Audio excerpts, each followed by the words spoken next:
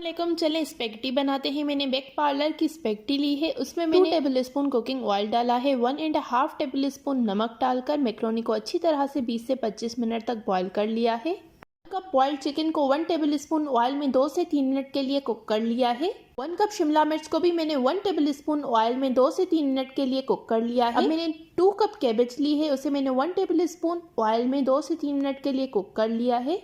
अब मैंने 2 table spoon cooking oil डाला है। इसमें मैंने 3 बड़े साइज के टमाटर डालकर इसे कवर करके रख दिया है सॉफ्ट होने तक। टमाटर अच्छी तरह से सॉफ्ट हो गए हैं। इसमें मैंने 1 टीस्पून नमक डाला है, 1 टीस्पून लाल मिर्च का पाउडर डाला है और मैक्रोनी का मसाला डाला है। अब मैंने इसमें बॉइल्ड चिकन डाल दी है। अब मैं इसमें 2 टेबल स्पून सोया सॉस डालूंगी और 2 टेबल स्पून मैंने इसमें सिरका डाला है। अब मैं इसमें शिमला मिर्च और बंद गोभी डालकर अच्छी तरह से मिक्स कर लूंगी। एक हरी मिर्च डाली है। अब मैं इसमें बॉइल्ड मैक्रोनी डालूंगी। इसे अच्छी तरह से मिक्स करके 5 मिनट दम पर रख देना है। चैनल को सब्सक्राइब करें इस तरह की और बहुत सारी सिंपल